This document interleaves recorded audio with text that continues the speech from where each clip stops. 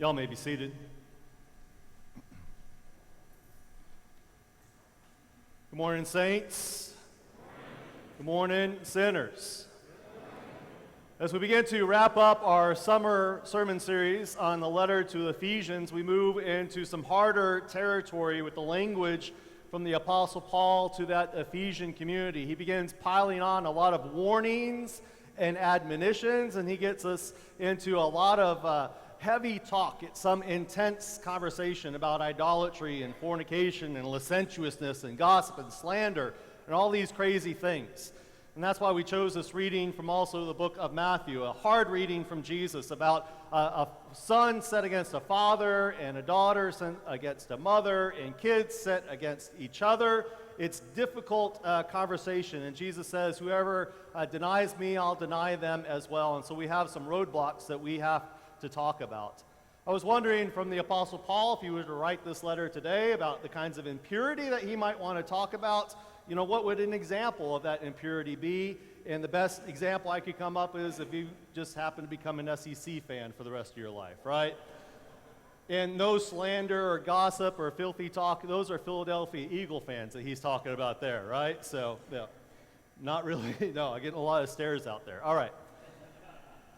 So we're going to have a lot of hard conversation. I saved all the really difficult stuff for Pastor Kate next week. So y'all come and see how she dances around some really interesting language that the Apostle Paul has to talk about, how the gospel reorders some social categories for us.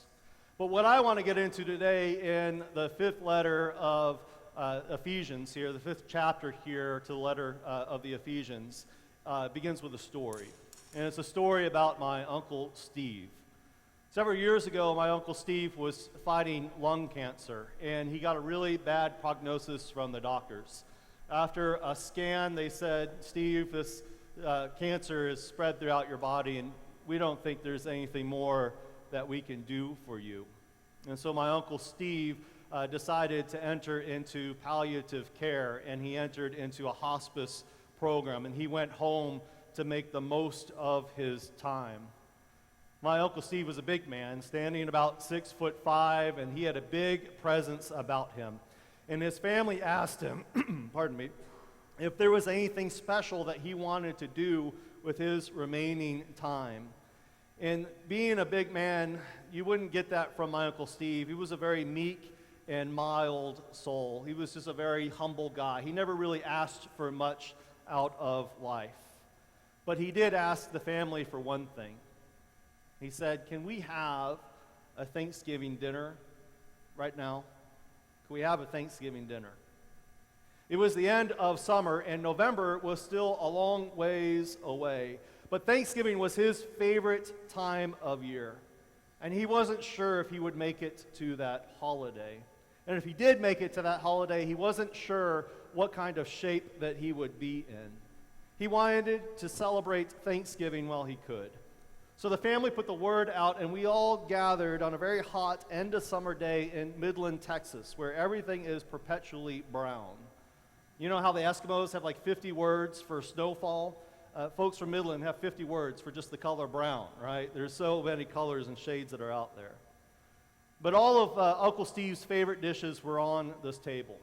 The turkey and dressing, my aunt's famous broccoli cheese casserole, the potatoes, and of course, my grandma's legendary butterhorn rolls. Just the mere mention of them makes my mouth water. We had a great meal, celebrating and laughing in their kitchen and dining room. And every once in a while, my Uncle Steve would cough, and he would remind us of that terminal disease that was taking him from us. But we put that thought aside, and we gave thanks instead for the gift of the moment in front of us. In a conversation with him, as everything was being put away, I asked him how he was feeling about everything. And he mentioned that he and his wife, my Aunt Judy, were going to a lot of prayer services at their local Baptist church. He liked listening to the songs from the song leaders, and they were most often those old Southern gospels. Some bright morning when this life is o'er, I'll fly away to that home on God's celestial shore. I'll fly away. He said it meant something that it did before. When some bright morning might be tomorrow or next week, he said, you take things a little more seriously.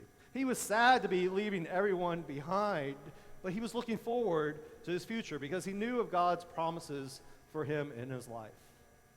Uncle Steve passed away around Christmas that year.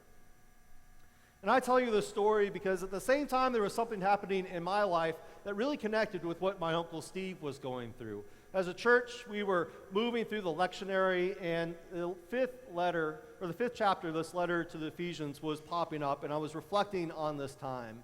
And I read that letter in a very significant and different way because of what was going on for my Uncle Steve. I came across 4 words that are hidden in this pile of admonitions and warnings, and these 4 words spoke to me about what was going on for my uncle in his life. They were 4 words of grace. And because of my Uncle Steve's time, this has forever changed how I approach this 5th chapter. Hiding amid stern warnings about immorality and unrighteous living are these powerful words. In Ephesians 5:4, the latter part of that verse, it says, let there be thanksgiving. Let there be thanksgiving. Now the Apostle Paul is telling the Ephesian church what they should be known for in their community. There shouldn't be any mention of fornication or impurity or greed. No filthy talk, slander, or gossip should be caught from their lips. They should look and sound different than the culture around them. They should be known as children of light and not children of darkness. Children of the light are being known for being grateful, slow to anger, and full of the Spirit, which wells up in them through psalms and spiritual songs and hymns. They make the most of the time that's given to them. And for them, it all starts with gratitude. Let there be thanksgiving. There are a million other possible words the Apostle Paul could have chosen for his part of the letter. He could have simply told people to keep their heads up and try their hardest not to sin. He could have told folks to stay positive no matter what. Instead, he encouraged the Ephesian community to focus on gratefulness and thanksgiving. I'm willing to bet that many of us have been in situations that have had little hope. It seemed as if all of the cards were stacked against us. Maybe it was a similar health diagnosis or some other chronic condition. Maybe it was a period of unemployment that didn't seem like it was ever going to end. Maybe it was a relationship that was going through an extended season of a rough patch. It's easy in those moments to give ourselves over to the forces of darkness. It's easy to turn ourselves over to the forces of despair or anger, bitterness, or sorrow. It's easy to start focusing on what you don't have going right for you in your life. Easy to start tearing other people down for the joy in their lives because you have little to show for you in that moment. Easy to get greedy and begin to think that if you only had a little bit more, then everything would just work out fine in your life. Easy to start turning to other things in your life to give you temporary pleasure and provide for an escape from the pain that you're facing. If we do happen to turn ourselves over to those things, you need to hear that it's not the end of the world. It's just part of being human. Life can be much bigger and harder than any of us can withstand at times. It may break you, but God's grace will restore you no matter what. Sometimes I fear in the church we preach a message that says your faith will keep you strong at every possible moment of your life, and you'll never succumb to temptation. We preach a message of being a super Christian who always full of hope, who always has a smile on your face, and who is unflappable in the face of adversity. Someone who is never broken.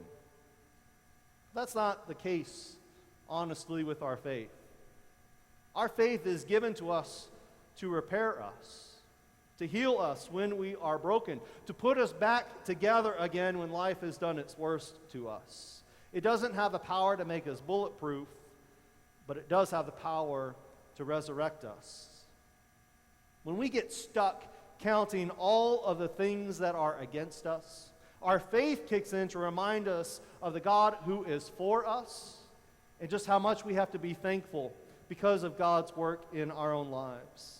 Our faith reminds us that we are children of light, claimed in the baptismal waters of God's grace, just as it happened for Reagan, and set on solid ground in the power of the Spirit. Children of light may do dark things on occasion. We are still sinners, and we will remain so until our physical deaths. But our faith brings us close to God, and it turns us so that we can repent again and again in God's grace. Our faith is the way that the Holy Spirit lives in us and through us. At the very crux of Jesus' mission, the night before he died, he gathered with his friends around a dinner table. They shared their hope in God's promises, and they remembered God's faithfulness to Israel by celebrating the Passover meal together. In the middle of that moment, when things looked like they weren't going the right way, Jesus took bread, and he took cup, and he gave thanks, and he gave it to his friends. And this was a lasting memory that he wanted to leave with his followers. In the church, we call the Lord's Supper, or the meal of Holy Communion, the original Thanksgiving meal. When life is going against you, when it seems like you are about to fail, when temptation is around every corner, Jesus says, stop and give thanks. And if we are called to imitate God and live in love as God's children, then thankfulness is what we're called to imitate. To give thanks is to dwell in things that are happening all around you despite your effort and control.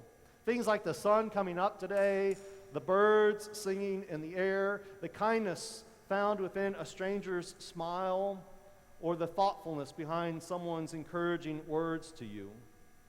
To give thanks is to remember that God is for you despite everything that is against you, that you still belong to the light, and the powers of darkness, try as hard as they may, will never take you out of God's hand.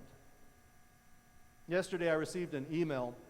It's a daily email from an artist that I follow, and his art is aimed at helping businesses define and refine their cultures so that they can do good work in this world. And occasionally this artist speaks prophetically about spiritual matters. Yesterday, of all days, his group sent out an email of what it means to live gratefully. And this is what they said. When Granny told you to count your blessings, she wasn't just sharing a nice folksy way to signal virtue. She was teaching you an essential survival skill. Gratitude is how we acknowledge our humble place in the universe, our place in the big dance. Gratitude is our way of telling ourselves what really matters, a very hard thing to do at the best of times. Gratitude calibrates us with our Creator. The trick is, it's a choice. Nobody will make you do it. It has to come from within, but that's where the power lies. Like I said, 4 words of grace buried in the middle of a pile of warnings and admonitions. A bunch of heavy things like immorality and gossip. That's where God often likes to dwell. In the least likely of all places, like behind a cancer diagnosis, to take us by surprise and remind us of what truly matters in life. My Uncle Steve had a lot of choices after the doctor's last prognosis. There could have been moping around. He could have been angry from not living or getting the chance to live as full of a life as others around him would get to. No one would have been upset at him for making those choices. His faith, however, led him to make one choice. Let there be thanksgiving.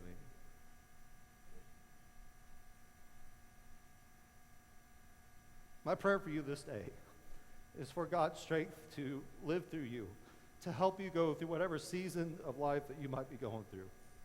May you stand strong, and may you be thankful for the one who has promised good for you, no matter what. Amen.